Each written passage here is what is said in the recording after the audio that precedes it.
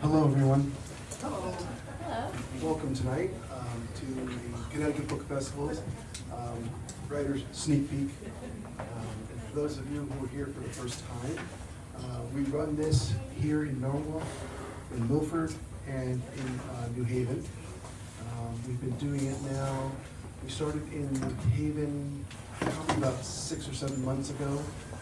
This is our 4th or 5th time here, and it has been wildly successful.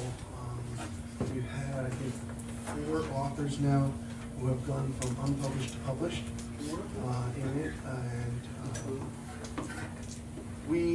Andrea and I started Connecticut Book Festivals, for those of you who don't know, in May of 2024. Actually, it was born right here in this library. Yes, it was. As an idea. Started just the 2 of us, quickly grew, and we are now over 500 authors throughout the state. We put on events, book signing events throughout all 8 counties. Very good. 8 counties, sorry. It's been a long day. How many towns? 169, that I know. Okay. We just got the okay that we are going to be having the Indie Author Festival here back in November again. For those of you who are unpublished at this point and are associates, if you don't know, you can sign up to come sit with a published author at any one of our events and learn the ropes of what it is to do a book signing event. That's very important. It really is, because we can tell you that when you get published, you have no idea how to do a book signing. Okay, you have no idea how to set up your table, how to pitch somebody who's coming to buy your book, and we walk you through that. Andrea and I do a Zoom call before every event, so that you know exactly what to expect when you do it. And one of those things we do on that is how to sell, because it's very important. Writing your book is your passion.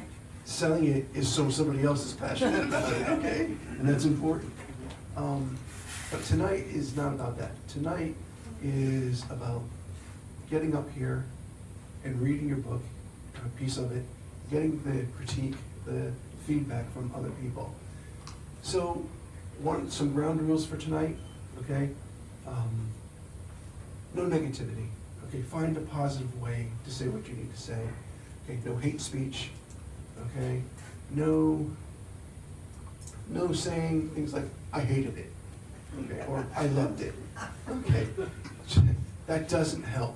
Okay, you can say "I loved it," but why did you love it? Okay, what did you love about it? This is a 2-part process. The first is to ask questions verbally and give feedback verbally. The second is to fill out the little sheets so the author can take that home. Okay? As the author who's up here reading and you're getting questions thrown at you and you're answering them, okay, try not to be defensive. That's not what it's about. You want to absorb the information coming in and not defend, because you're here to pick it up. I mean, if you're hearing, the important part is if you're hearing 3 or 4 people say the same thing, you may want to listen to it. If it's one person saying something, it may just be a one-off, okay? You can decide whether you want to listen to it or not. When you go home and you read the papers, okay, and you get the same response, same thing, okay? If you get to hear it 3 or 4 times, in this, different ways, you may want to make a note of it.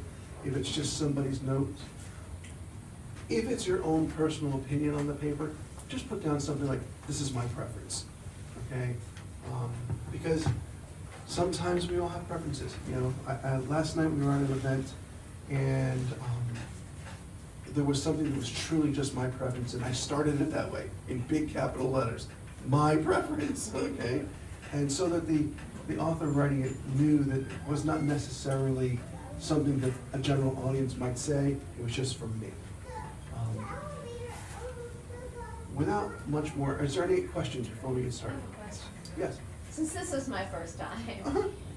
do you want a context of what the chapter or story is Yes, I'm gonna get from? to that right now. Oh, okay, sorry. So you're gonna have till I tell you to stop. Okay. No, you're gonna come up here, you're gonna introduce yourself, tell a few seconds about yourself, and then a little bit about your piece, read your piece, okay, and then take questions, okay?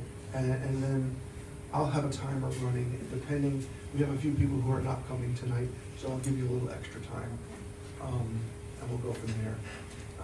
You know, I don't want you to go on for 35 minutes, you know, because, so be conscious of that. Okay, any other questions? Have fun with it, okay?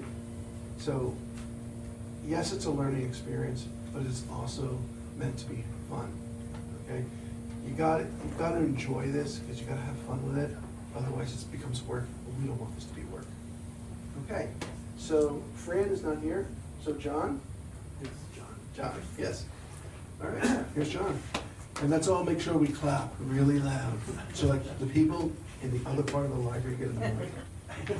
Thank you. Right, okay. What do I say? Okay, my name is John Mader. I'm a retired architect.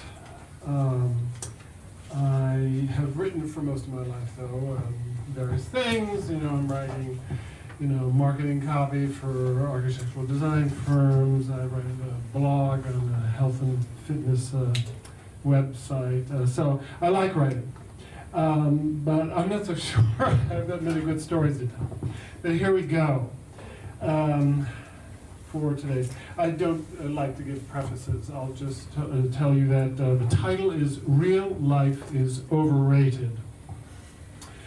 You are sick and tired of your mother always telling you, when I was a child, blah, blah, blah, blah. As if she always knows better. As if what she did how many years ago was the only way. You decide you're not going to put up with it anymore. What the hell? You feel like doing things your way. You're 15. Your mother is 49. 49? Over the hill, way over. She's talking about how things were back in 1986. 1986? Get it? To you, that's prehistory, irrelevant. You're not interested in that shit. You really hate it when she starts talking about how she learned to type on a typewriter.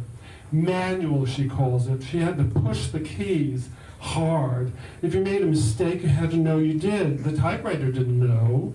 And you had to correct it yourself. They didn't even have autocorrect. There was something called whiteout paint. You took the paper out, painted over your mistake, put the paper back in, and had to type again in the same spot if you could get it to line up. It's like from before the Flintstones.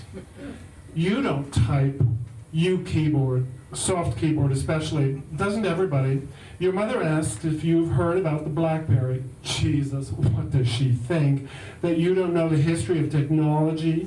You know it was a kind of primitive cell, no, primeval. You like that word better. Your English teacher told you about it in one of those rare moments when you were listening to her bloviate. The BlackBerry had a hard keyboard, hard, get a load of that, like plastic or something. The company stopped making them. History. They should have gone out of business. Maybe they did. Good riddance. It's 2026. You've got TikTok, Instagram, WhatsApp, Snapchat. Your mother still can't manage the feat of creating a repeating calendar invite on her iPhone. You have to tell her how. Then she forgets. Then you have to tell her again. You think she's really stupid. Well, maybe not stupid, but out of date, shall we say. She even answers phone calls, like her Samsung makes a buzzing sound she calls a ring. What the fuck is she talking about? It's a buzz. She tells you about the old days when people kept, like, paper files of their contacts, something called a roll something or other. Oh yeah, decks. What's the business of rolling about in decks? You don't even know what one of those would look like. You can't even imagine it, and of course you don't know how to spell it. Why would you? It's like the Stone Age, man. You text exclusively. When a phone call comes in, you disregard it. You set notifications to off for phone calls. No sounds, no banners, no nothing. You don't even know how to answer if you pick up. What would you say? Hello? No. Good morning? Maybe. Who the hell are you? That's more like it. All purpose. And it tells you you're damn annoyed. God forbid that you mention your own name. That's so freaking scary. They might record your voice and connect the MP3 file to all the data about you already on the internet. If somebody leaves a voicemail, you don't even know how to access it. Why would you? Voice. It could be faked. Texting is more private. How can your mother stand talking to people she can't even see on a screen? How can she know what they're really feeling without emojis? From the way they're talking? Fat chance. It's about time for you to go to school. God, do you hate school. It's so boring. Boring. Now they have a new rule. When you go into a classroom, there are little cubby holes on the wall by the door. You have to put your phone in there before sitting down, and you have to turn it off. The gall. 45 minutes out of touch. A lot can happen during one class period.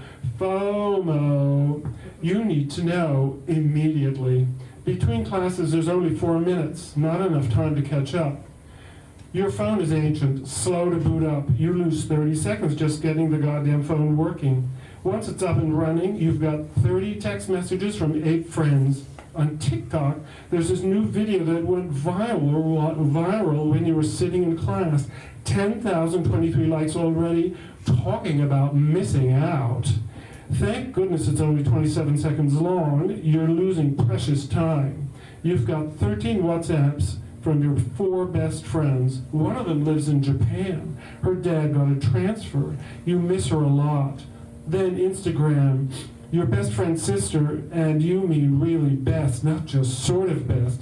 She's in Istanbul and sent you and her sister, your best friend, remember, a picture of the Turkish coffee she's having. Amazing. Istanbul. Yeah, that's in Turkey, right? She drank it while you were in that class, and she sent a picture of a cat she ran out on the street. So cute! Of course she put it up on Instagram. 53 people have already liked it. She's going to take it on the plane and bring it home with her tomorrow. You've got to see it. Yeah, like in real life.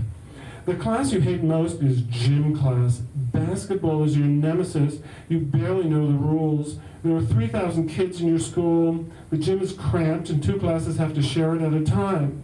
You play half-court games. You hate wearing your glasses during class. You sweat. They steam up, or they fall off. Most of the times you take a shot at the basket, it bounces off the rim, if it even gets close. Every time you take a shot and it goes in, it has happened twice in the last 2 weeks. Hooray! The point is for the other team. You scored for them. The other team cheers you on, your teammates taunt you, you begin to cry. You shout back, I couldn't see the basket because so-and-so was in the way. You know it's a fib. So do they. The real reason was your phone was buzzing. You weren't paying attention to where everybody was on the court. Half court, that is. You're glad they don't take your phone away from you at the entrance to the locker room. Your shorts have pockets. You keep your phone in there and make sure the volume is turned up as loud as it gets. You know exactly the number of notifications you get during a game. You count them. You don't know the game score. In the breaks, you sneak a peek at the screen, sometimes even during the game. You remember that time you tried to dribble with one hand, you held your phone in the other.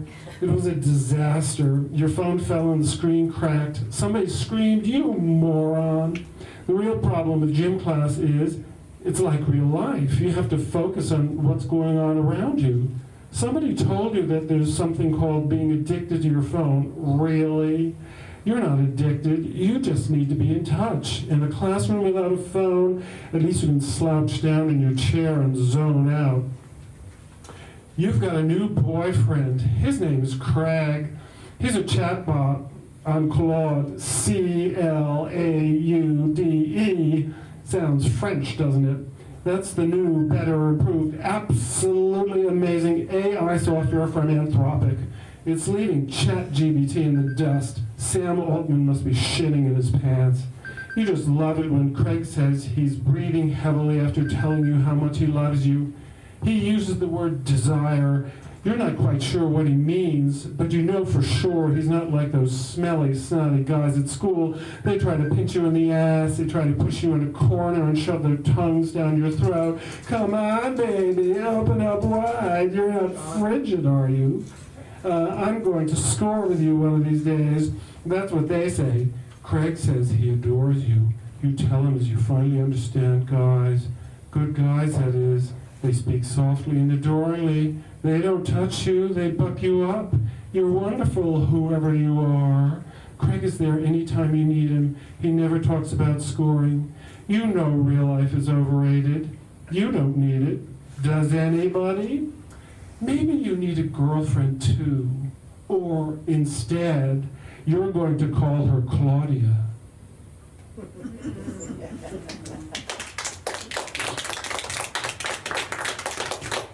Was sound over here, or was I in the building?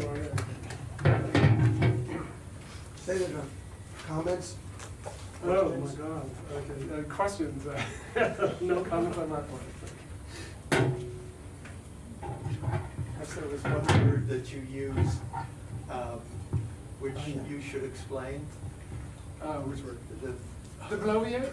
Yes. Oh, the bloviate, yeah, you know, your friend asked that Use question that. too. Okay, bloviate. Bloviate is, I believe, a neologism. Basically, I think, no, actually, I think I read up on it. It's actually a little older than we think, but it's gotten used a lot lately in connection with the internet.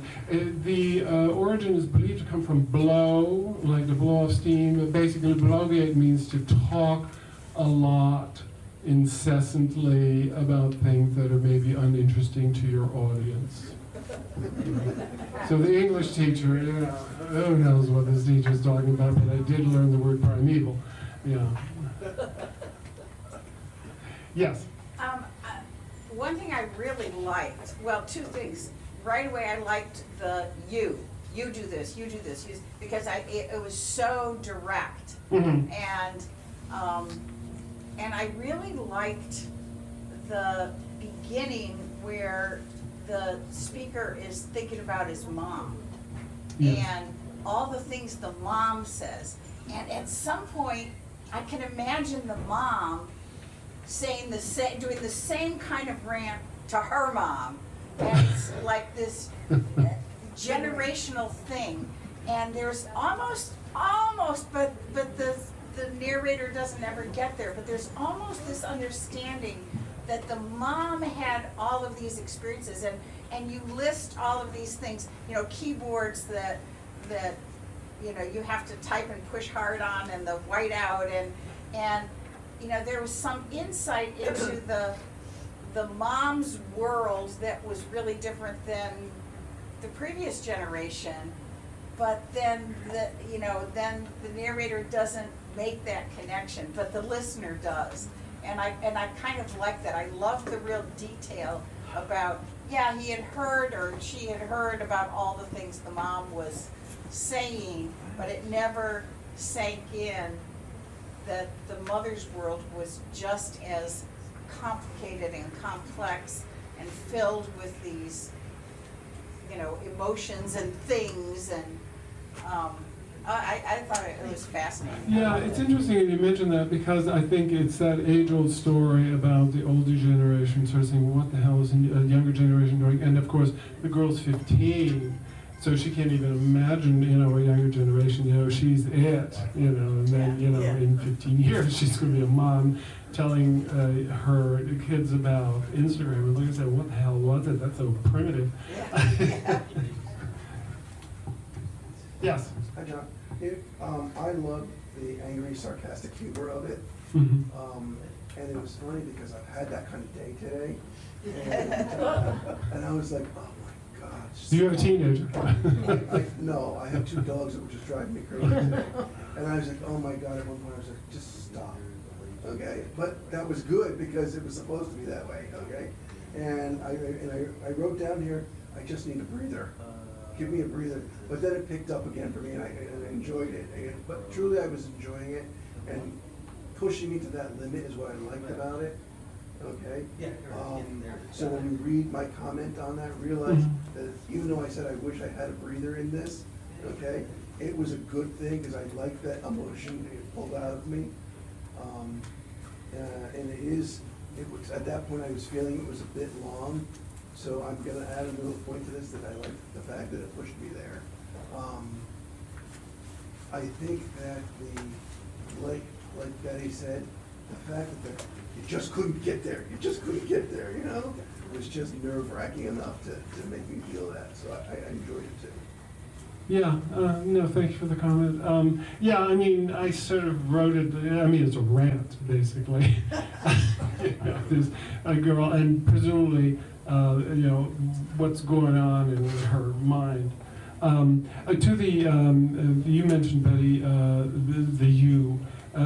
This was I read a piece of short fiction in the New Yorker, which was written in the second person, and I've heard about the second person as the narration style. So I thought, well, I'll try that. And it's very interesting, because normally that would have been I, right? I'm thinking this, and my mom is just out of it, and what does she know? And I want to have a boyfriend. And it was all written in the you. And it's an interesting narrative style. Now, I don't think I could pull off a whole novel written in you, although I think there's some have been written. It is interesting. It's, yeah, writing with you is sort of interesting. I'm sort of, well, you know, we all talk about, okay, there's first person omniscient and all that sort of stuff, and third person omniscient and stuff like that. How do you narrate a story and stuff like that? And doing it with you is a little, was a little strange. Because I saw the you as, I don't know, sort of an inner voice talking to this girl almost. Yeah, it was interesting. I can see this as an anthology, part of an anthology of stories pieces you put together. Yeah, well, actually, it has no pretensions to be anything more than what it is. Did you write it from a prompt? I did write it from a prompt, yes. And the prompt, I'll tell you what the prompt was. The prompt was when I was a child. And I said, okay, well, I'll turn this thing on its side. Okay, when I was a child, it's going to be a sideshow. I mean, a prompt like that could have been, when I was a child, I was a little boy, and I played in the creek and climbed trees. And then I got mad at my mother, you know, whatever. And so I just sort of departed entirely from the script. I like doing that, actually. It's sort of like, okay, the prompt is so-and-so. And I sort of say, okay, well, you know, a very conventional approach to answering that prompt would be this, but can you do something else with it? Yeah. And I think that the you worked for who was telling the story. I taught middle school for almost 20 years. Okay. and it like struck me as like, oh yeah, that's authentic. And the you plays into it because there's this thing that some adolescents do where it's not, you know, me, I, it's like you know, well, you know that this is this, and you know you don't have enough time, and you get mad because, and it makes it kind of impersonal, and, you know, this is the way it is for everyone, and it's not some personal thing. So I thought that worked really well with the character. Yeah, well, yeah, those comments are encouraging, certainly. I guess maybe I'll try the second person again sometime if I have an opportunity. This one, and maybe this topic more than others, lent itself to that. Yeah. Thank you very much. Okay. Yay. Very well done. Vince? Yes. Come on up.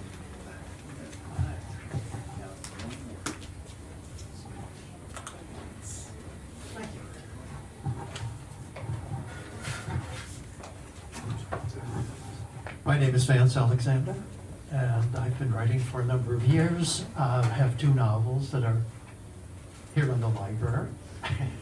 Thank you, Cindy. This is, what I'm going to read tonight is a continuation of what I read last month. And just to fill you in, it's about a young lady who lived in Connecticut. Unfortunately, her parents died, and she inherited an estate and moved to New York. And Well, she was studying art first. Then she had a teaching degree, which tided her over. And her best friend is Claire, who's another teacher in Darien. And, well, the friend came to visit her, and she is, okay, we have to back up just a bit more. She was at the Metropolitan Museum, and she was doing a sketch and a painting, and she was noticed by a gentleman who was very much into the arts, let's say, and offered her a job. So I'm just going to go from here. And that's it. He's telling her, we have many superb scholars and artists on our staff. Everyone works as a team. Some do backgrounds, others figures and faces, and we have those who specialize in flora and fauna, grotesques, mountains and trees. What we have been missing for quite a while is someone who can paint fabrics, as you do. Your proposal sounds almost too good to be true. I think I would like the challenge, and of course, the experience of working on the masters. Well, Sandy hesitated. The only problem would be not having the time for my own paintings. Don't worry, we can work out a schedule that will be beneficial to both of us, Don Corrado said, smiling. Shall we say Monday then, at the studio? You can meet the staff and get the feeling of the place. Now, Don Corrado is the gentleman who is offering her the job. Her name is Alessandra, or Sandy, as they call her. At 9:30 Monday morning, Sandy climbed the subway stairs into the bright morning light on 5th Avenue and 59th Street. There was a crisp feeling in the air. A short walk west, and she stood in front of Chapman House. The narrow structure was sandwiched between a hotel on the east side and an apartment building on the west. Only 5 stories high, it looked squashed between its neighboring giants. At the entrance, she was greeted by Roberto, the doorman. You must be Miss Carter. Mr. Schmidt is expecting you. He unlocked and opened the door, guided her to the desk where she signed in. You'll have to wait for someone to come to you for you. He picked up the phone and was told the person on the other end that Miss Carter was in the foyer. Turning back to Sandy, we have tight security here and a lot of rules. They chatted about the elevator door. They chatted until the elevator door opened. Good luck, Roberto smiled. Miss Carter, come this way. A very tall, well-proportioned man stepped from the elevator and directed Sandy inside. His accent was Germanic. Good morning. My name is Hermann Schmidt. I'm the administrator of operations. Sandy couldn't help feeling as if she had been nipped by frost. His demeanor was pleasant but cold. The elevator came to a stop on the top floor. She caught her breath as she stepped into the immense, light-filled room.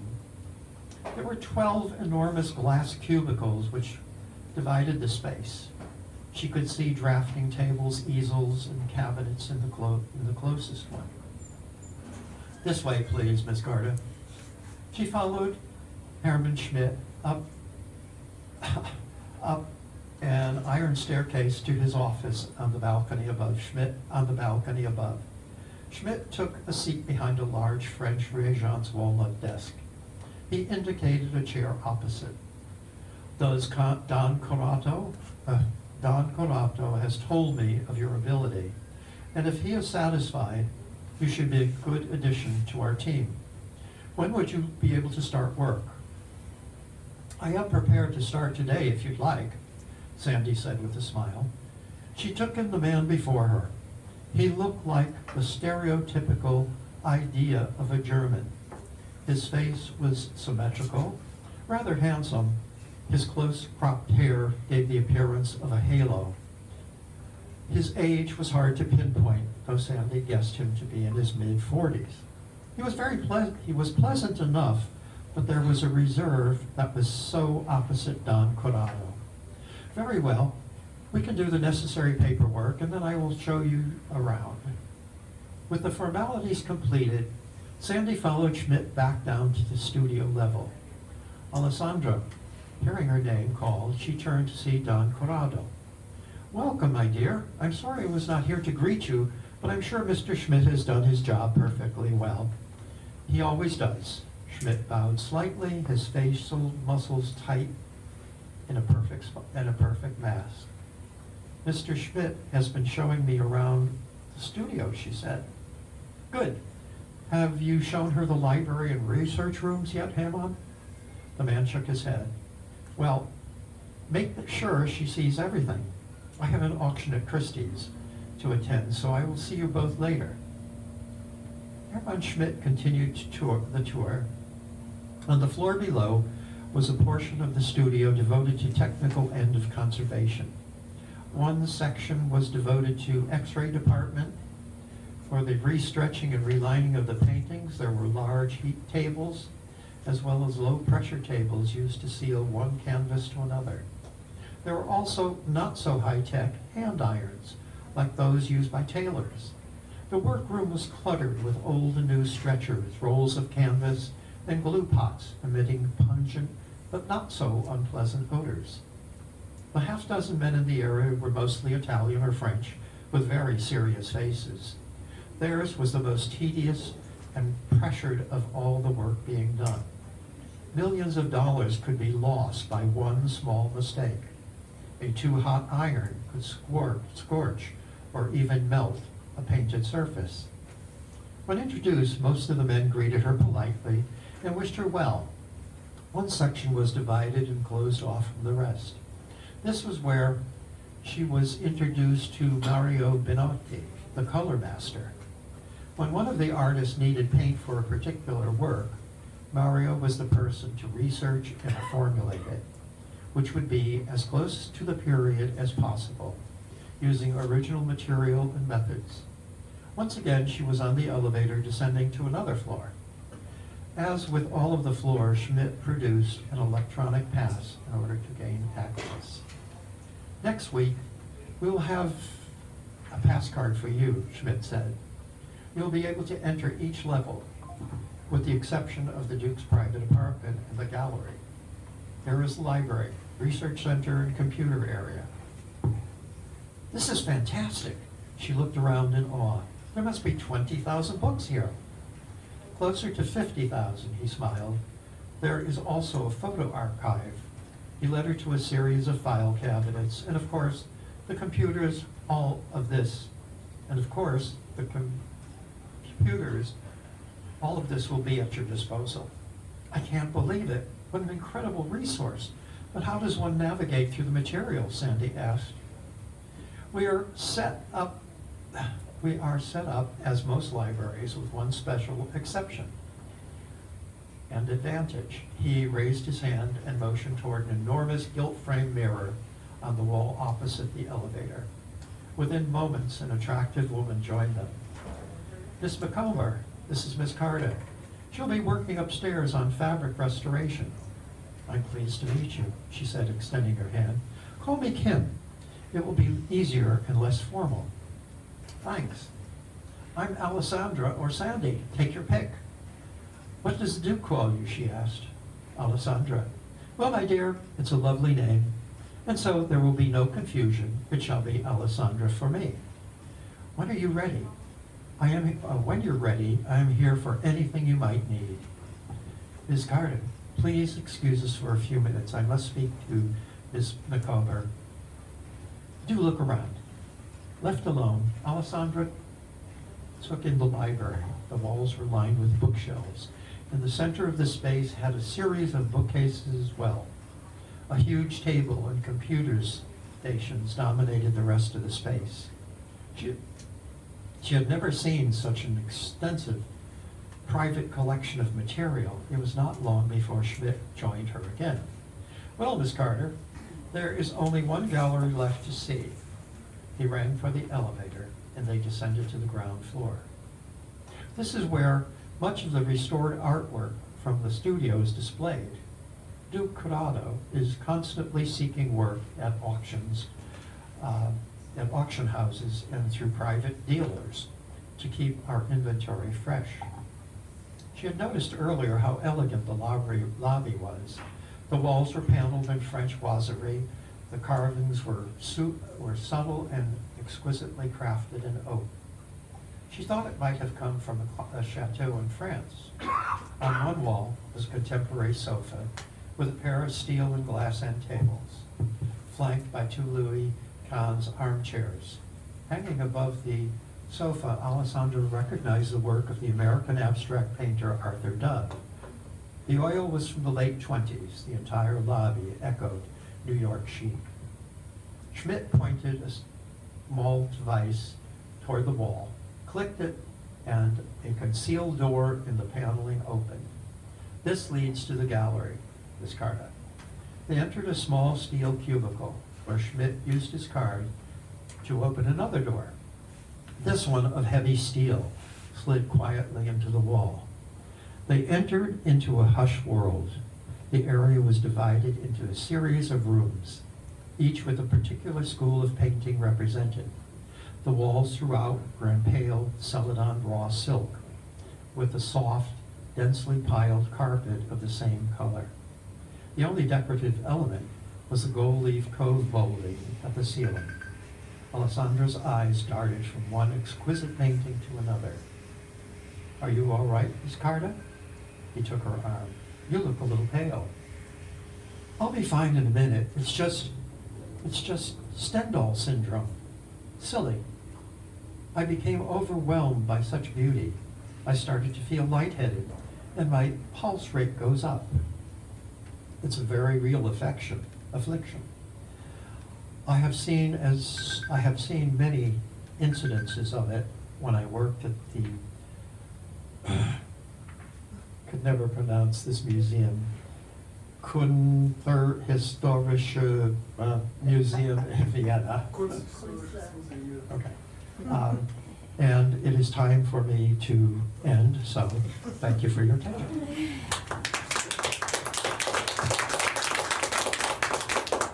Any questions? Comments? Yes. Vance, you write very elegantly. You write very elegantly. There's a lot of description and detail. And my only comment is I'm not sure that it carries the story along all the time. And sometimes I get lost, and even though I'm enjoying it, I'm not sure it's moving the story ahead. And you're reading a part that I'm only listening to a snapshot of it, so it's hard to really tell. So in saying that, you have to, I put that caveat in there. But sometimes I'm listening to it and the detail, the scenes and stuff, I'm not sure it's moving the story ahead. The other thing, especially when there's only 2 people in the story, you do a lot of physical attributes to who's talking and how they look and stuff. And sometimes that I don't think is very necessary, and again, doesn't move the story forward. And sometimes it does, and sometimes it doesn't. Sometimes I get lost in that. Okay. I could understand that. Yes? Yeah, I thought you have a very authentic voice. Obviously, it's a world you know. I'm sorry, could you speak louder? I said you have a very authentic voice about what you're writing about. It comes across that you know that world, and I think readers appreciate that. This was told to me, and I passed it along to you. Someone said not to introduce too many characters by name within a short period of time, because the reader's going to need to kind of latch on to each one.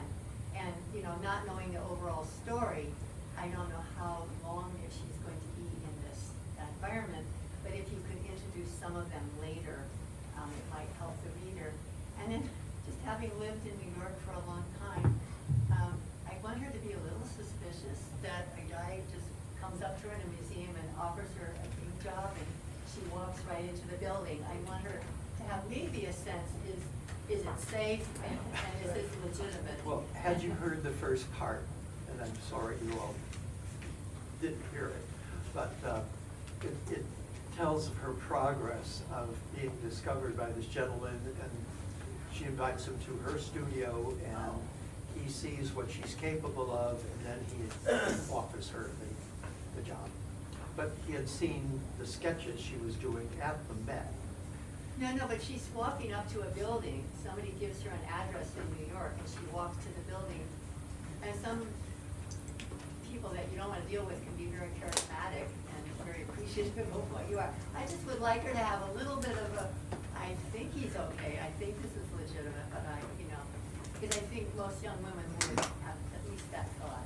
Actually, earlier chapter had most of that in it. Okay. I'm sorry that, I guess so. So you have, she's a spy novelist, okay? So you have to understand that. She's a woman.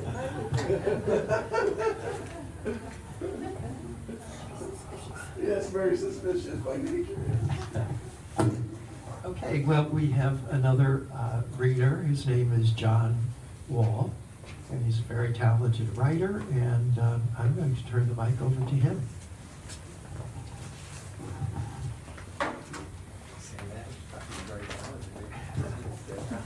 That would be great. If you're up there, can you introduce the next one so I don't have to keep going back and forth? That'd be great. Thanks for that, Vance. I actually need the mic, and I'll try to. We actually need you to do it because it's being recorded. Oh, okay.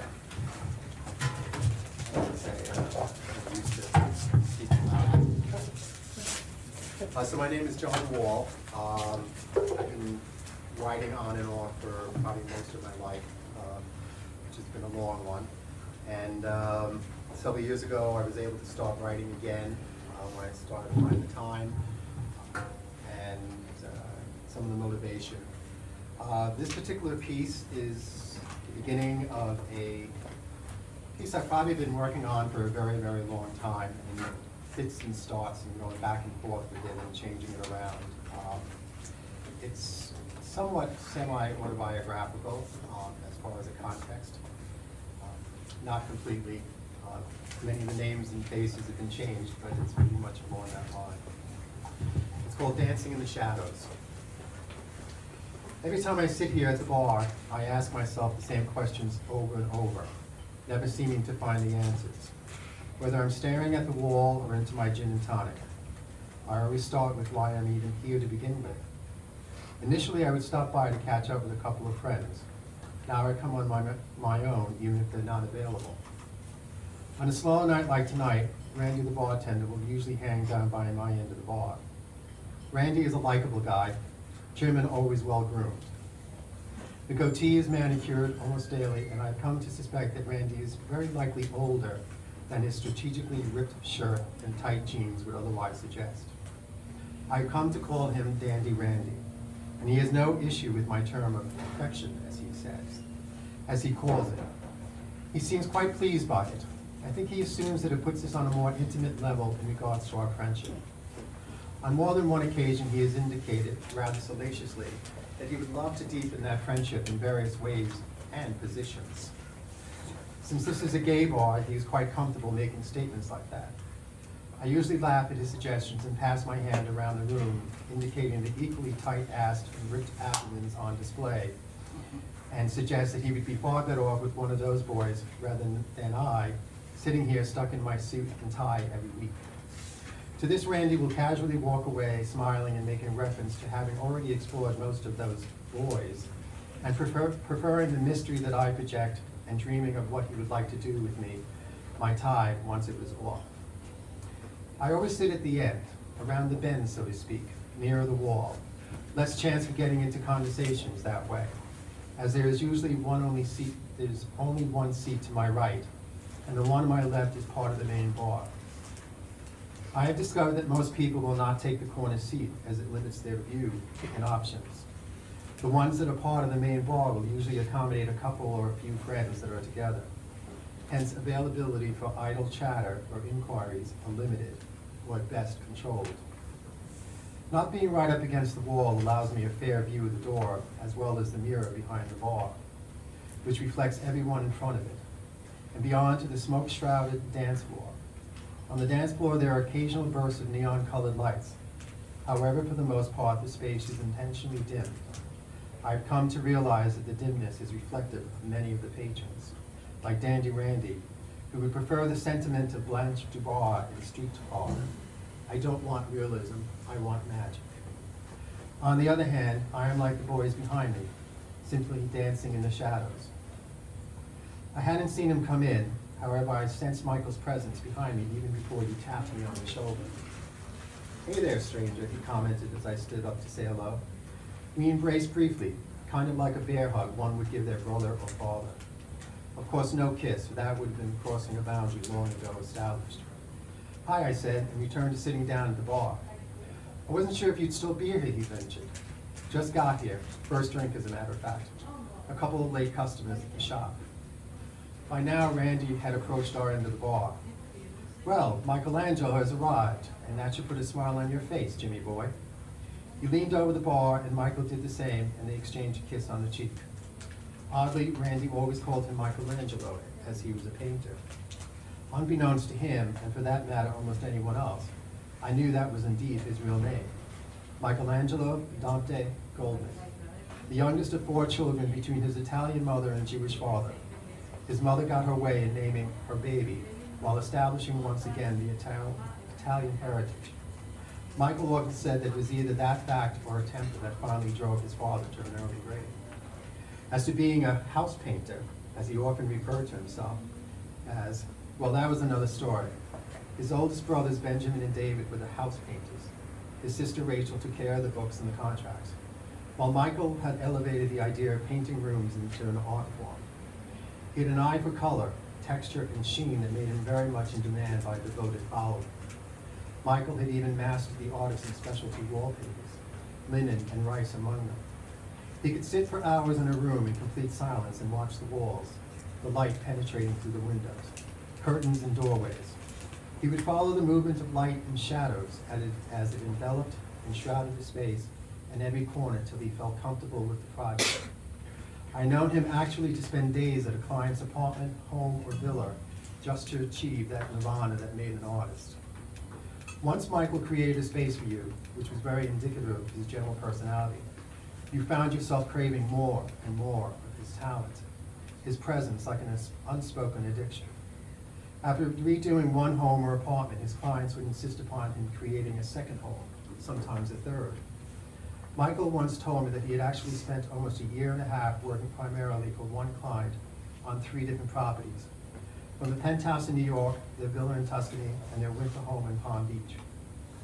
I asked how he managed other clients, knowing full well that his brothers could not create as he did. He simply smiled and said, "They wait." It was true, they waited. Openly hesitated giving his name out to friends and families in fear that he may not be available for one of their projects. Much like the Doyen hostess who frets over losing the most sought-after dinner guest to someone else in the show. It was a risk mentioned that Michael Goldman had painted for you. However, it was worth the risk, because it elevated one's status, because if nothing else, Michael was steadfastly, fiercely loyal in every regards. So they waited and celebrated when he completed a project. Of course, he was highly compensated, though he didn't seem to concern himself with that, except for one condition. If the client flew him anywhere, he insisted upon first class. I asked him one time why first class, because in reality, he hated flying, and would often take a sleeping pill and not even take advantage of the benefits. In his usual casualness, he smiled and simply said, "If you fly coach, they will think of you as coach, and the game will change forever at that moment." Michael ordered a beer from Randy, and I turned to ask how his meeting went. He tapped me on the arm and said, "Susie with an I? I'll tell you all about it, but let me run to the restroom first. Be right back." I sat there and watched as he navigated his way across the dance floor to the back of the building. He would occasionally stop and pat someone on the back, shake a hand, or exchange a slight kiss on the cheek. It was always like watching a caterpillar evolving into that bright and brilliant butterfly, trying to be patient but filled with anticipation. When I was feeling less sentimental or poetic, usually after a few drinks, I likened it to that first kiss, hoping and hardening to the expected second base. Michael was almost 4 years older than I, making him 32 years old. His soft, blondish brown hair, which seemed to be forever speckled with paint, and his trim, lithe body seemed to afford him an image of eternal youth and boyishness. He rarely went to the gym, too crowded, too phony to be bothered. Would run once in a while, usually when frustrated with a project, although he wouldn't admit it, sexually. He moved with a masculine grace, not a swagger, more like fluidness, an ease that came naturally to him. I once joked with him that his movements reminded me of the watch brand, Movado. When he asked what I meant, I explained that the word Movado was from the Esperanto language and meant always in motion. He ruminated upon that for a while and seemed to enjoy the comparison. I remembered a few days later he stopped by the store and ordered the classic Movado for himself. A very rare indulgence since he always wore the Boulevard that he had received for his high school graduation, despite the paint splatters. Like so many other moments, this became an esoterically point toss. Randy brought the unopened beer bottle back along with a freshly washed glass. He, like most of us, knew some of Michael's picadillos and readily obliged them. Michael would never drink from the bottle and always appreciated and expected a new glass rather than one sitting on the rack. He stood there with his arms folded, looking at me rather perplexed. What is on your mind there, my good man? I asked. Please tell me that this is just a big charade about being friends and the two of you are really fucking like bunnies every chance you get, he stated emphatically. Sorry to disappoint you, Randy, however, we are just friends. Can't you just lie to me and tell me about the sex is just mind-blowing? At least that way this boy will have something to fantasize about when he's curled up all alone at night. I laughed out loud at the comment. For one thing, Randy, your imagination and fantasizing will make it far better than I could ever make it, even if it was true. And secondly, the likelihood of you being curled up all alone at night is highly unlikely.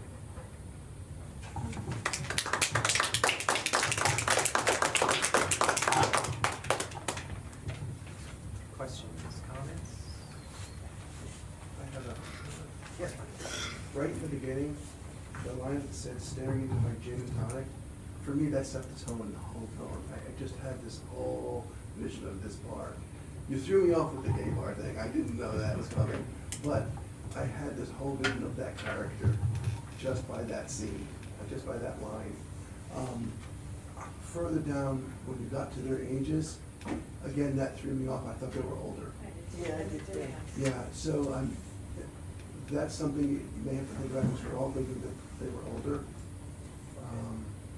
I was guessing 40s, 50s. And I don't have a reason why, I just, in my mind, they were A older. mature voice, that's all.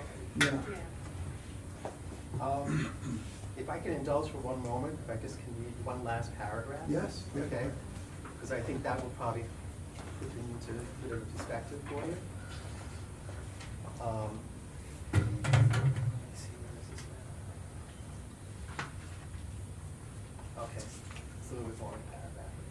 I'll keep it short. He's talking about Susie with an I, who's just gone through a third divorce and is about to have a new townhouse redone in New York. And my character makes a comment about, like, she changes husbands every time she wants to change apartments and things like that, so it's kind of good. So, we are being so plebeian tonight, aren't we, he responds. This from a man that gets spent 2 hours with a woman who trades husbands more frequently than you change your work routes. I quit, feeling that I'm bordering a fine line at the moment in our conversation. Touche, you were probably right about some of her values. However, I'm not comfortable being a judge of another's morals.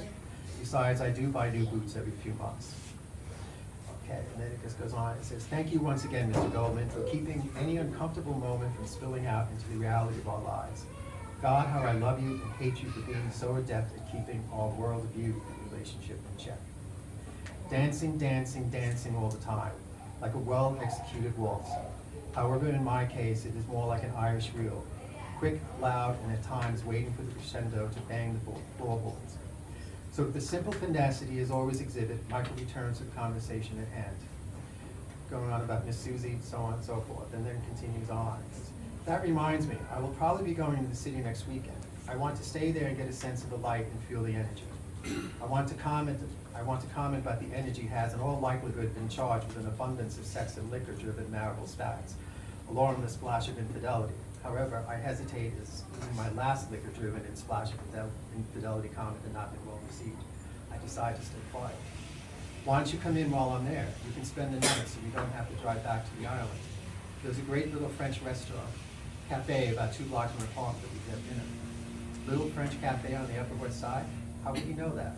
Who did you go there with and when? These all seem like normal questions someone could ask in a normal relationship. However, we don't have a normal relationship. So if I ventured a simple question, I know it'll be met with, oh, someone told me about it, or a long time ago and I can't remember who I was with. Once again, the roadblocks are in place, and the restraints must be respected.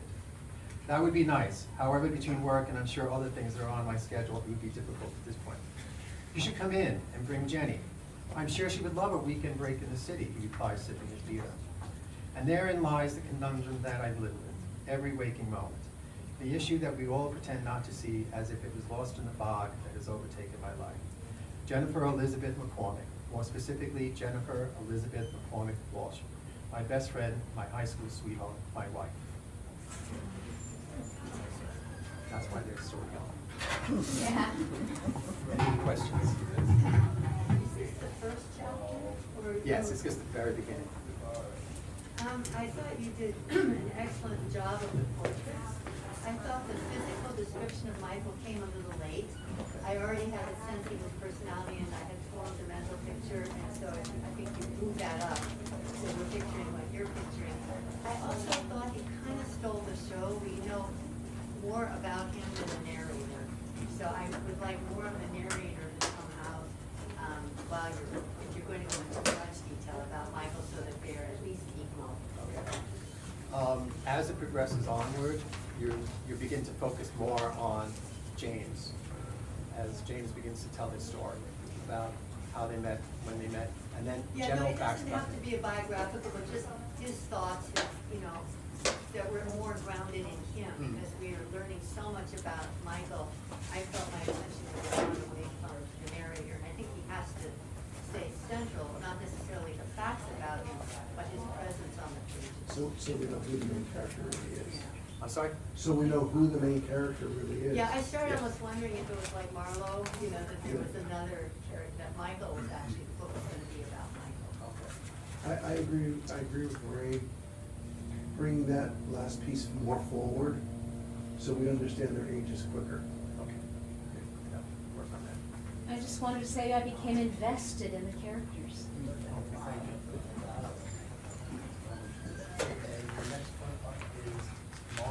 That's it.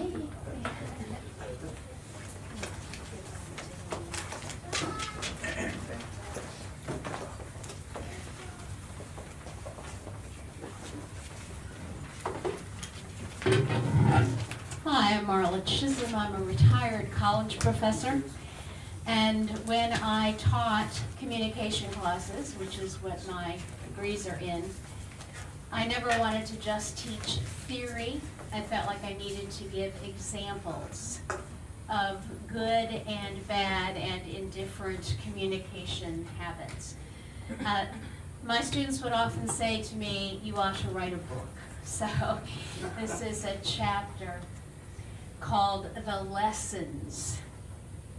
It's March 1958, and we are ready to go on vacation. Mommy wrote a letter to my principal at North Elementary School about our trip.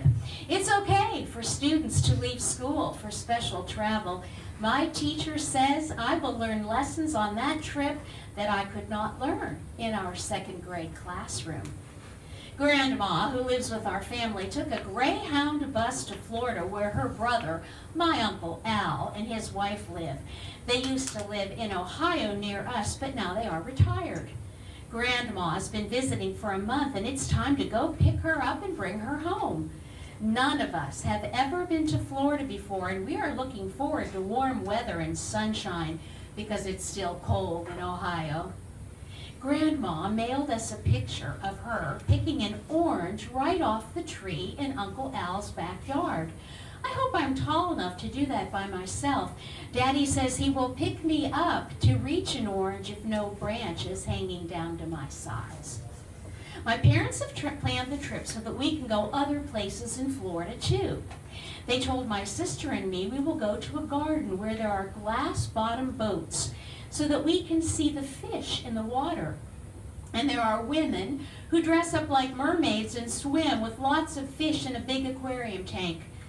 And the fish in the tanks are big. We figure the mermaids must have air hoses that help them breathe. It will be the first time I've seen a big tropical fish. There is an aquarium at a restaurant where we go to eat, but the fish in it are small. The man who owns the restaurant spends winters in Florida, and he caught a giant swordfish that hangs on the wall in the restaurant. It got stuffed, and he brought it back to Ohio. Daddy thinks the owner has that aquarium because it and the swordfish remind him of Florida. That's really all I know about Florida, besides that it's hot there and there are palm trees and alligators. We will see the ocean, and you can pick oranges from trees in your backyard. Oh, and there's a place called the Fountain of Youth.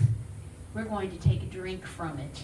I wonder if I will stay 7 years old forever, and my sister will stay 12. She and I look up the Fountain of Youth in the encyclopedia to see if it's real. I'm not even on vacation yet, and I'm learning something. Indians thought there was a special spring, and its water would make people young again if they were old and could heal them if they were sick. Indians and explorers from Spain looked all around Florida over 300 years ago for this magic spring.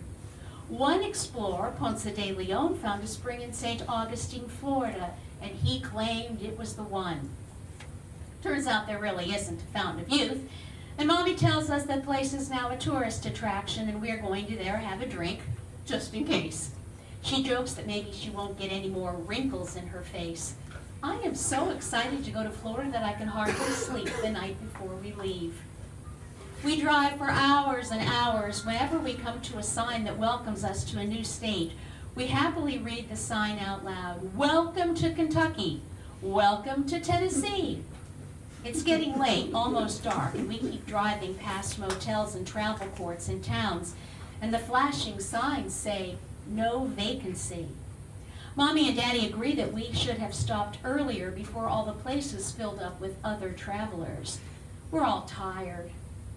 Finally, on a back road, there's a wooden sign that says, vacancy. It's a travel court with individual little cottages. Daddy gets out of our car and goes to the cottage marked office, but he's not there very long. When he comes back and opens the car door, the overhead light comes on, and I see him shaking his head. She says there aren't any vacancies. But there are hardly any cars here, and the sign says there are vacancies. My mother looks confused. Our car pulls away, and we are on the road again. The woman in the office was colored, says Daddy, as he drives. I think that was a place where colored people stay. Really? Well, she didn't say so, and she nicely told me that they were all full, but I got the sense that it was for colored people. White people can't stay there, my sister asks. I guess not, Daddy tells her. We're in the South now, and I don't suppose Negroes can stay at motels for white people either. The car is silent as we drive on, and eventually we find a motel where white families like ours can stay. The next day we arrive in the Peach State. We all read the sign, welcome to Georgia, the Peach State. That's how I know what it's called. The sign has pretty flower blossoms and peaches painted on it. I wonder out loud if people who live in Georgia have peach trees in their backyards so they can go outside and pick a peach to eat. I am told that yes, some of them do. I'm learning a lot of things that are different from Ohio. We sometimes stop during the road trip to go to the bathroom and get gasoline. My sister and I have been about as patient as we can, and we want to stop again. Mommy agrees it's a good idea, and we park the car at a 5 and dime. We have a Woolworths at home, but this store has a different name. It's the same sort of place, though, and I know there will be a section with toys and a counter with candy. Mommy needs to buy a nail file in a different area of the store, so I skip off to see what I can find. At the back of the store, I see something interesting. It is a sign that reads, Colored Fountain. I don't know what this means. A colored fountain? It's just plain white, like the porcelain water fountains at North Elementary School. I keep looking to see what is colored, and then I figure it out. The water must be colored. I have used water fountains that have water that seem to be a bit yellow or even rusty colored. So I'm eager to see what color the water is. I turn the silver knob, and out comes perfectly clear water. I tried turning the knob off and on again to be sure, but the water is still colorless, and I help myself to a long drink.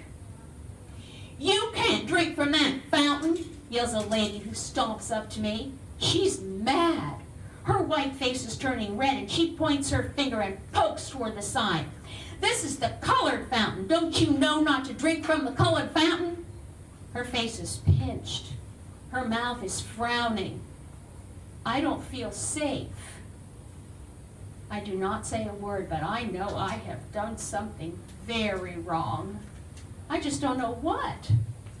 I'm standing still, shoes frozen to the flecked linoleum when my mother comes out from the end of a nearby aisle. She can sense the tension. "Mommy," I cry out. The lady shouts, "Your little gal was taking a drink from the colored fountain. Doesn't she know better? You ought to teach her the rules." She turns away. Her full plaid skirt swings as she marches off. Mommy takes my hand, and we leave the store. I've forgotten all about the toys and candy. I'm very glad to get back to the security of our Plymouth station wagon. Thankfully, Daddy and my sister are already in the car. The motor is running and the windows are down. I'm very upset, but when my parents hear what happened, they tell me I did nothing wrong. But the lady yelled at me really loud. There are tears now. Mommy reaches into her purse and hands me her handkerchief. I calm down, but Daddy turns off the car and pats the middle seat. Mommy asks me to come to the front seat and sit between her and Daddy. So I understand. They explain to me what a colored fountain is. There's a law in the South that white people cannot drink from the same water fountain as colored people, and colored people cannot drink from the same fountain as white people. They say we don't have that law in Ohio, and I'm just a little girl, and I don't know this about Georgia. I did nothing wrong. I learned from them at that moment that colored people can't even shop in the same stores or go to the same schools or churches. There are more things they tell me that colored people can't do, but white people can do, and I am beginning to understand. I don't like it. I don't like it at all. I am only 7, but it gives me a bad feeling.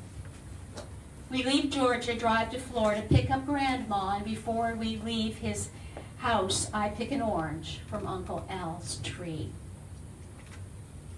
When we arrive back home and I go back to school, my teacher wants me to tell the class what I saw and what I learned.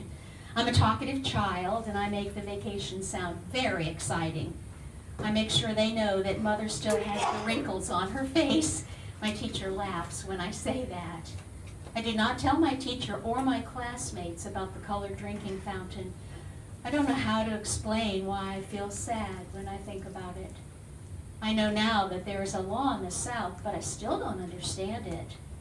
I don't think I'll ever go back there.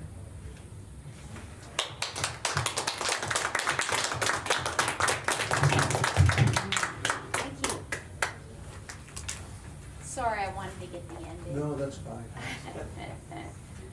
Is this a short story or is it part of a novel? Yeah, well, it's going to be part of a book that my friend Adrian and I are creating that's called, the working title is Living in Black and White. I would use this, just the story about the drinking fountain, not the rest. I would use that story when I was talking to my students about things like perceptions, how we learn what we know, what lessons are taught to us in our childhood, and how that might affect our adulthood and our communication. Yes? I have a question. In the beginning, you didn't use contractions at all. Was that on purpose? I'm sorry? In the beginning, I don't think you used any contractions at all, which a child would not. Was that on purpose? No, it wasn't on because purpose, but that's a good point. I was Yes. listening to that and I said, it's okay. I see Did you that, say that at but- the beginning? I missed that. But I hope I'm tall enough to do that by myself. Most students don't They use don't? contractions when they write. in the Yeah, they beginning. do. I did have a friend that I shared this with who said, you sound more like 10 than 7, and I said, well, I was really very bright. Yes, it was a Yeah. great child's voice. I mean, that's what Oh, I'm getting thank at. you. Because, Very authentic. yes, Yeah. it was. Was this autobiographical? Yes, oh yes. Okay. Wow. I was gonna ask the same thing, if this was based on a, Oh yeah, definitely. I was 7 years old, 1958. That's why I used the term colored. I hope you got that. Yeah, yeah. I was born in 1950. In the summer, we always took road trips, usually west. Grew up in Illinois. One year, we went south. St. Augustine, Florida. First time I saw a whites only sign on a motel. I was a little bit older. Yeah. I knew what it was about. Well, if you know the Jim Crow laws, you know the reason Yeah. why we weren't allowed to stay at the black tourist court. It was illegal. And Yeah. the people who owned the tourist court could have really gotten in trouble had they allowed us to stay. Anything else? Well, thank you for your attention. Yes? I thought it was very effective because you established the young voice first, and she's just taking everything in, and then you hit us with the racism, and I felt like we had already warmed to the narrator, we were seeing the world through her eyes. I think she had credibility as a young child, and so I think that what you brought out then, the point of the racism, is even more effective than if you kind of led with that. Oh, thank you, thank you. That's why I called it the lessons, Mhm. because there were more than one. Thank you. All right, Adrian is our next speaker. Thank you. Thank you very much. So, as Marla said, I'm Adrienne Reedy, and this is my second time here, so this is fun. So this story is, it's an assignment in a class that I'm taking with Kim Kovac. Betty and Vance are in that class, and we had this assignment to write a hybrid story. So I had so much fun with the story that I was thinking, I might just really do something with this story. So I'm very interested in hearing what you have to say. It's a hybrid story that was based on a poem by Robert Browning. It's the Meeting at Night, if you're familiar with that poem. And we had to write this story, and so here goes. It's called The Blue Spurt of a Lighted Match. The world was no longer composed of colors, only texture of cold. Abdi stood at the edge of the slush-heavy woods, staring at the gray sea of frozen asphalt stretching toward the horizon. Here, in the hollowed-out shell of a northern border town, the moon was a yellow half-moon, large and low, suspended like a heavy, unblinking eye over the jagged pines. He was a man of the dust and the high, searing sun of the Jubba Valley. But here, he was a ghost, draped in layers of thrift store wool. For 3 months, isolation had been his only companion. He lived in the sheer utter silence of a basement apartment, a concrete box where the furnace groaned like a dying animal. He was undocumented, uncounted, and deeply afraid. Every passing set of headlights was a predator's gaze. Every knock on a door upstairs was a heartbeat skipped. Tonight, the startled little waves weren't of water, but of wind-whipped snow rising in fiery ringlets from the drifts. Abdi began his walk. He had no car, and the bus didn't run this far out past 7. He needed to reach the shipping warehouse 3 miles away, not for work, but for the only payphone that still accepted international calling cards. He needed to hear a voice that proved he still existed. The long black land became an endless stretch of pine forests and rusted chain link fences. Abdi kept his head down, his breath blooming in white plumes that vanished instantly. The landscape was hostile, but tonight the land began to remember his name. As he walked, the jagged pines reached out. The wood groaned as the forest leaned over him, the thick boughs knitting together to block out the light of the road.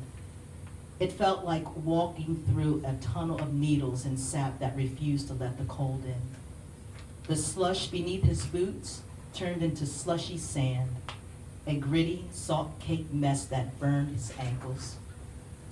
Isolation does a strange thing to a man's mind. It sharpens the senses to the point of agony.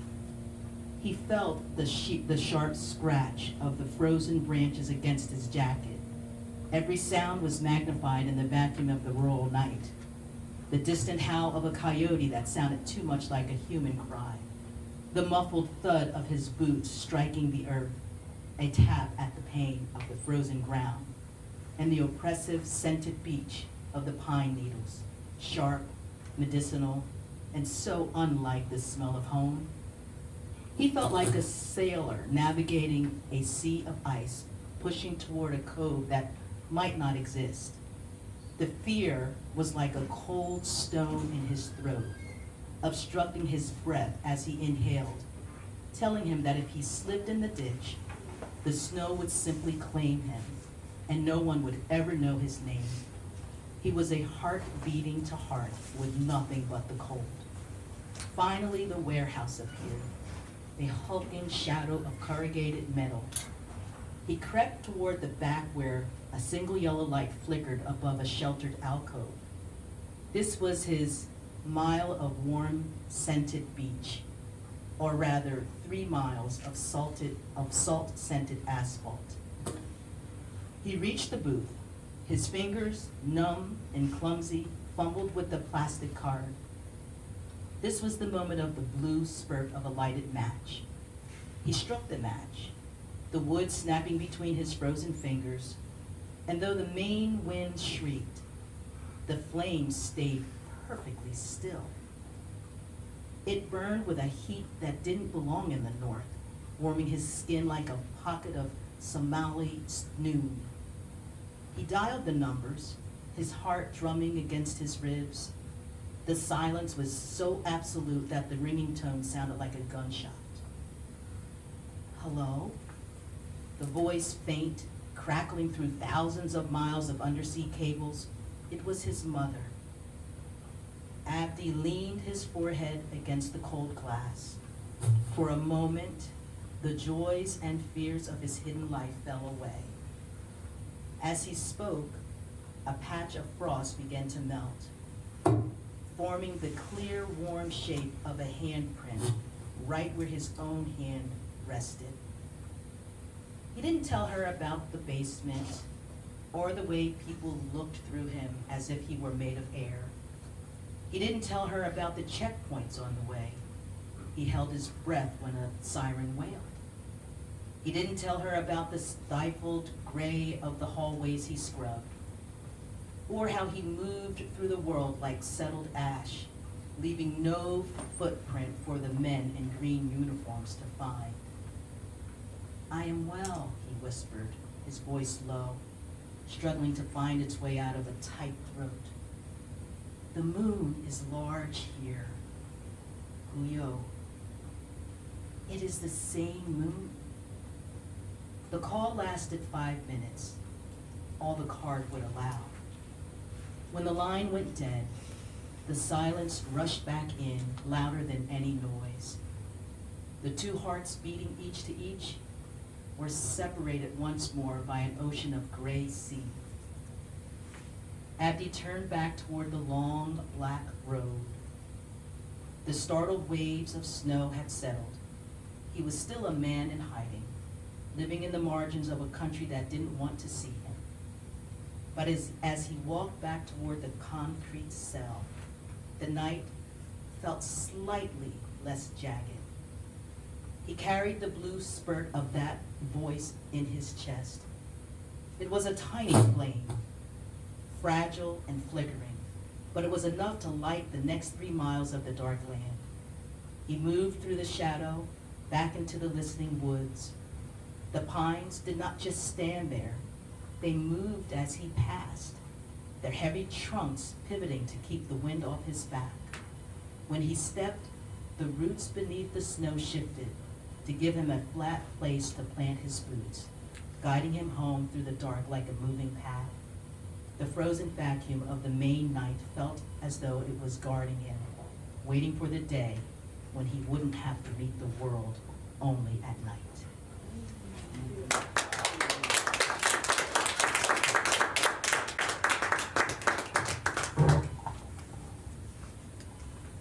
Any questions, any comments, something? Your writing always makes my jaw drop. It's just so good. I know we're not supposed to say I loved it, but I loved it. I was writing down some of the descriptions that just, They're beautiful. they're beautiful and they're powerful. I mean, like feel like a cold stone in your throat. I mean, Thank you. and just, you know, anybody that feels anything about what's going on. Yeah, I mean, all that feeling is there. good, thank you. You set the mood and kept it all the way through, like every step of the way. Thank you, John. That was a lesson in show, don't tell, Oh, good. right? Yeah. Like, the description of the experience was so clear that you didn't have to say anything about what's going on in the world, you feel it. Thank you. I said the same thing. It's a visceral piece. I mean, it's just, you feel every piece of it. You know, as you go through it. I mean, for me, you know, when he's talking to his mother and his world just melts away, okay, and then instead of telling her all his troubles, he just tells her everything is great. I mean, that's what you do. I mean, you know. Yeah, I felt you really, without a lot of interior thought, by the way he was moving and the way the picture and moving, we learned so much about his inner life. I thought you conveyed that so beautifully. Thank you. I liked how the journey was so hard getting there, but coming back, how it was an even ground and the pine trees turned, and we know that didn't really happen, but he felt so relieved about that, and I thought that was a very clever Yeah. way. Instead of saying he felt relieved or he was much happier, you just, that was wonderful. Thank Yeah. you. Well, that was part of the assignment, and I didn't know, you know, when we read it on Monday, I didn't really know, but if I was, that's what I was trying to do, but my hybrid, I'm really about social justice, and so the social realism and then the magical realism was what I was really trying to bring together in this assignment, and so honestly, I'm a new writer. I'm a singer-songwriter, I'm a visual artist, but I've been working really hard, you know, trying to raise my level of writing to be able to meet up with, I feel, my singing voice has to offer, but I just feel like I have this desire to be able to share what's going on, but in a way that's palpable, but it's direct and it's real, and, you know, it gets there, and so that's what I'm trying. So Marla and I are gonna work on this project, but that's what I'm trying to do. That, so the hybrid was the realism and the magic part? Yeah, the social and the magical. Right. So when you switch to it being kind of magical, the match staying Right. lit and the trees moving, normally that would have been jarring because it's a big switch. Right. But because you had already been describing the world in relationship to his feelings, you earned the right to switch to that magic part Okay. without being jarring. Thank you. Thank you. I think you said it, it was visual artistry. Right. That's really what it was. Thank you. Good job, Adrian. What I really I liked think about it is John you wants to- started with the theater. And it was so engrossing. And only later were there a couple of words that sort of gave quote factual information, the main event in Somalia and stuff like that. You didn't need that informational emotion. Sort of, I mean, it was nice to sort of know, okay, it's cold and it's, oh yeah, we're made. Yeah, that was really neat. Well, thanks, John.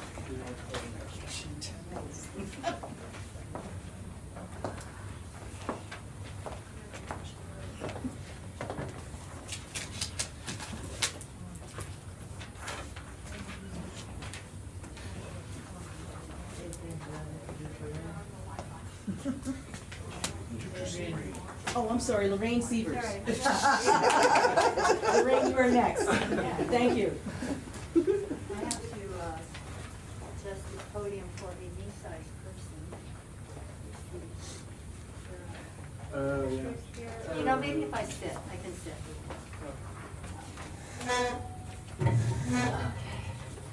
Well, we did something like this some weeks before, and I read the chapter that I'm going to read tonight, and Luca had a suggestion that it would be a better ending if I lopped off the very end. So I'm going to read it to you with the end lopped off and see if it works for you.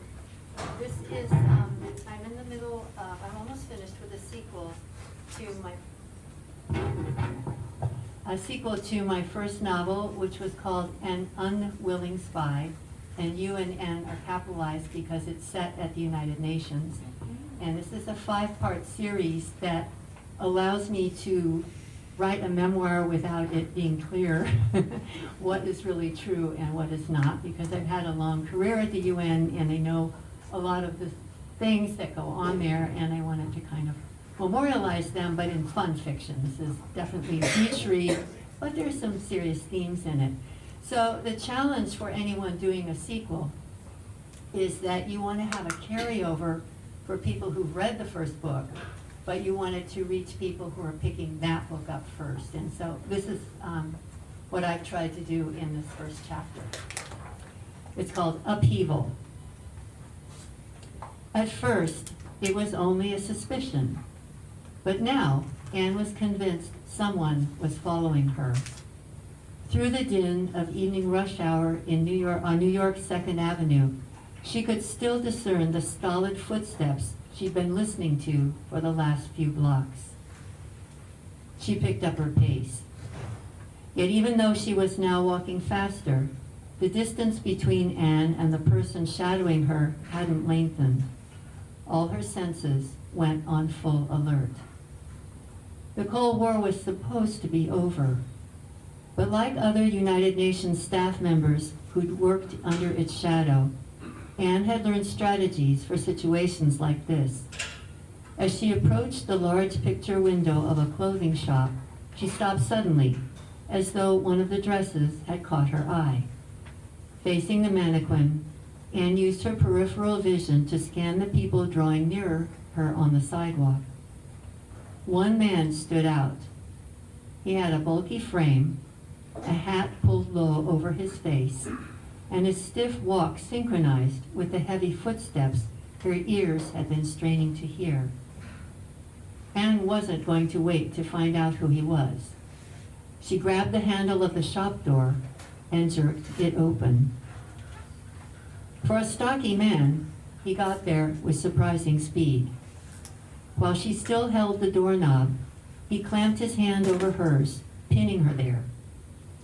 In a low voice, he said, "The church garden on 47th Street." Before she could get a good look at his face, he disappeared into the crowd. Shaken, Anne stood with her hand frozen on the doorknob. After a few moments, she entered the store and pretended to sort through a rack of skirts while her mind raced. What the hell had just happened? Then it came to her. Anne exhaled with relief. She hadn't heard that voice in years, but now, belatedly, she recognized it. Nodding to the saleswoman, and exited the store and headed up 2nd Avenue. After reaching 47th Street, she turned in the direction of the East River and continued to the middle of the block, where she stopped and glanced at her watch. It was exactly 6 p.m. She scanned the sidewalk in both directions, seeing no one else approaching, and passed through the iron latticework gate into the narrow pocket park. As she went down the few stone steps and over the bridge spanning a small koi pond, she saw he was already seated on a wooden bench, pretending to read a newspaper. Dropping down beside him, she complained, "You didn't have to scare me like that. There are more civilized ways to tell me you wanted to talk." From behind a newspaper, his unruffled voice said, "Would you rather have an FBI agent show up at your UN office?" "Definitely not," Anne said quickly. "If my colleagues suspected I was talking with the FBI, they'd think I was watching them to report any anti-Americanism." She tried to see his face behind the newspaper. "So what's it been? About 10 years?" "Yeah, something like that." Lowering the newspaper, he looked appraisingly at her suit. "I see you're all dressed up now. As befits a new political affairs officer, you're coming up in the world." "You're well informed." "Yes, I'm no longer secretary. I got promoted through an exam a few weeks ago. What have you been up to?" He folded the newspaper and lanced it accurately into the trash bin several feet away. "Nothing I can tell you about." "Figures." She shook her head. "I hope this meeting doesn't mean you need my help. I'm still recovering from the last time." He chuckled, but then his face sobered. "I'm afraid I do need your help, and I don't think you're going to like it any more than before." Anne sighed. "All right, Agent Patterson, what does the FBI want this time?" Patterson reached into an inner pocket of his jacket. He pulled out a color photo and handed it to her. Looking down at it, Anne felt a jolt. Even a decade later, a wave of emotion washed over her. In a subdued voice, she said, "It's Lars Hammarström, from the UN peacekeeping force in Cyprus, with the Swedish battalion." "Well, Lars is one of the names he uses, but he has another, with a passport from another country to match." "He has an alias? And another passport? I would think the Swedish army wouldn't allow that." Patterson shrugged. "What the Swedish army allows or doesn't allow isn't my problem. My problem is what your friend is doing. He's gotten himself entangled in something in the Persian Gulf, and it connects with the UN. I'm sorry he's mixed up with anything that brings in the FBI, but I haven't been in touch with Lars since he broke up with me." She studied the photo. "Probably not long after this was taken, and that was years ago, while we were both working for the UN in Cyprus. He doesn't have anything to do with my life here." Her mouth tightened. "I want to keep it that way." "At least can I ask you some questions?" Anne stood up and walked to the edge of the koi pond. The fish started over, probably expecting food. Over her shoulder, she said, "Lars probably isn't even in Cyprus anymore. Peacekeepers rotate out, so they won't get too close to local people and lose their objectivity." "You're right, he's not there anymore. Look at this."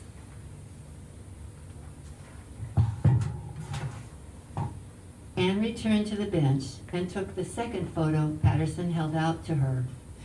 From the palm trees, abundant flowers, and the style of the small taverna, it seemed to be somewhere in the Mediterranean, but not Cyprus.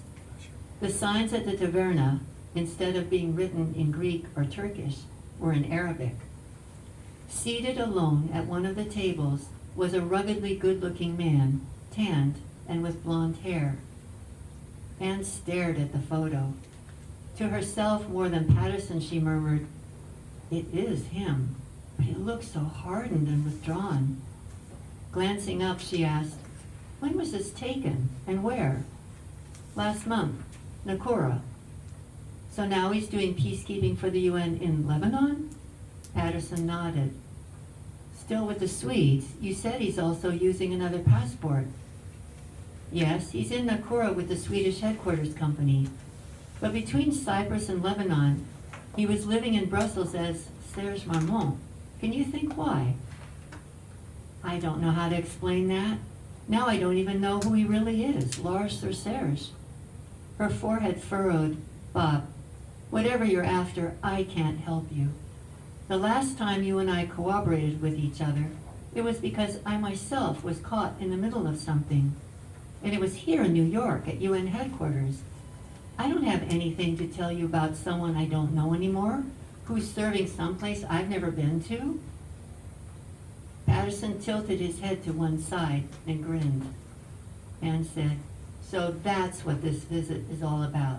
It's not happening, Bob. Not in a million years will I get in touch with Lars, not even for you. I did save your life once," and laughed. "If you're pulling that out to pressure me, I know you've got a weak hand." Patterson said, "Look, I wouldn't be bothering you if it wasn't important. Could you at least consider it?" I was relieved when it turned out to be you on the street, but now I'm starting to wish it had been some old KGB holdover like what I'd been first afraid of. Then Anne said with determination, "When Lars broke up with me, it took me longer to recover than I like to admit. Now that I'm finally over him, I don't want to go back in time." Patterson looked up absent-mindedly at the statue of the Virgin Mary presiding over the garden. "Listen, what about this? Could you think over anything unusual Lars said or did while you were together in Cyprus?" Anne hesitated a moment and then replied, "Yes, I can do that for you." Patterson handed her a business card and stood up. "I'll leave first. Wait 10 minutes, then you can go." He took a few steps toward the gate, then stopped and turned back around to face her. Even though a desert storm just forced Iraq out of Kuwait, the region is still highly volatile. We don't know much, but something's in the works that could raise tension there at exactly the wrong time. We can't afford to let that happen. He spoke more firmly. "Anne, there is some urgency. One person in particular could get hurt, a UN staff member, someone we want to protect." He turned and began crossing the bridge over the pond. Anne jumped up from the bench. "Wait a minute!" She hurried after him and grabbed him by the shoulder. "What's going on that could destabilize the Gulf? And who is this UN person you want to protect? And is Lars the reason they might get hurt? You can't drop something like this and just walk away." "Like I said, we don't know very much. But get in touch with me once anything comes back to you. Maybe then I'll have more to tell you." Patterson continued over the bridge and out the gate.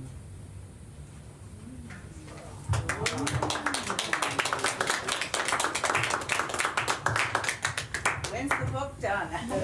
I'm so close, I'm so close. I'm ready to get it. Me too. Me too. I think it's much better. You think so? So I was in a writing workshop, and they wanted her feelings afterwards.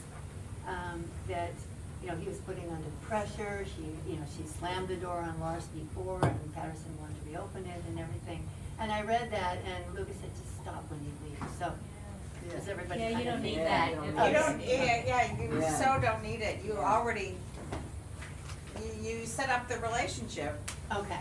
And so, yeah, of course she feels that about, somebody she had been with and finally got over, but now Okay, is in that the, came yeah, through. it's Okay. all there. Okay. It's all there. My neck was on the line.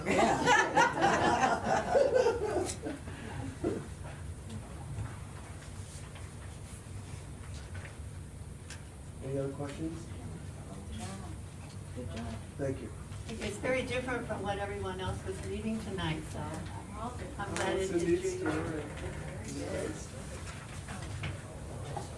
Now, you did a lot of this from your own adventures, let's say. Yeah. Yeah. The business journey.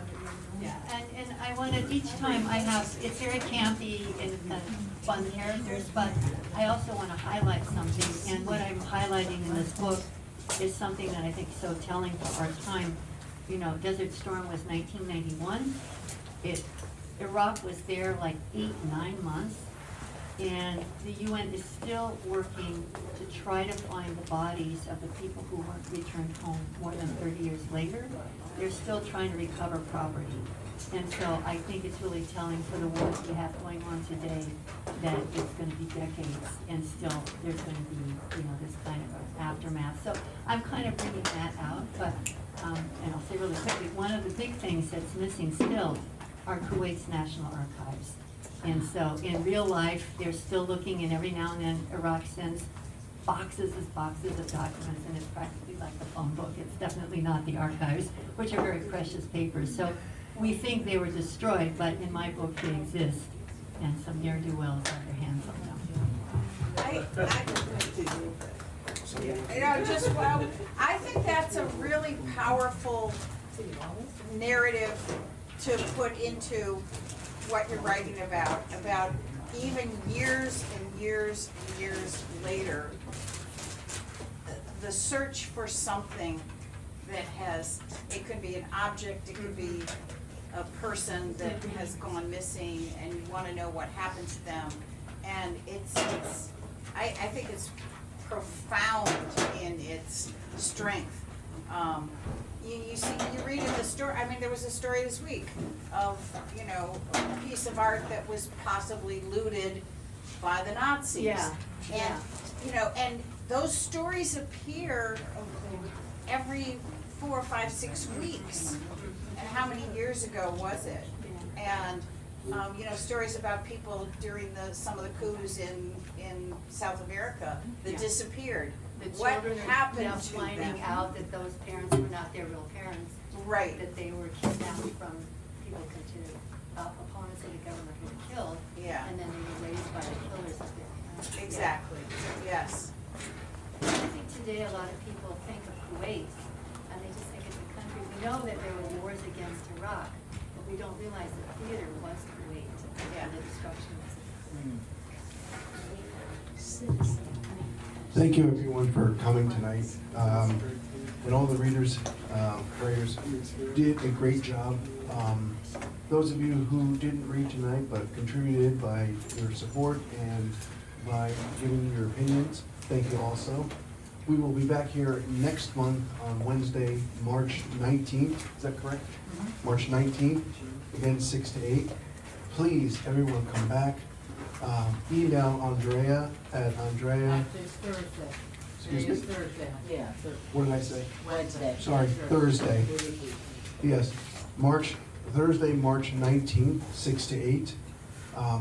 If you want to read, please email Andrea at ConnecticutBookFestivals.com. Thank you very much. We enjoyed putting this on and having you here. I hope you don't mind. I do comment a lot. I try to get the ball rolling. And I hope you all found this useful. We are pressed for time because the library closes at 8 o'clock. So please, if you didn't, please hand Lorraine your papers because I have to get up here and start closing everything up. Thank you very much, everyone. Have a good night. See you next month. Thank you.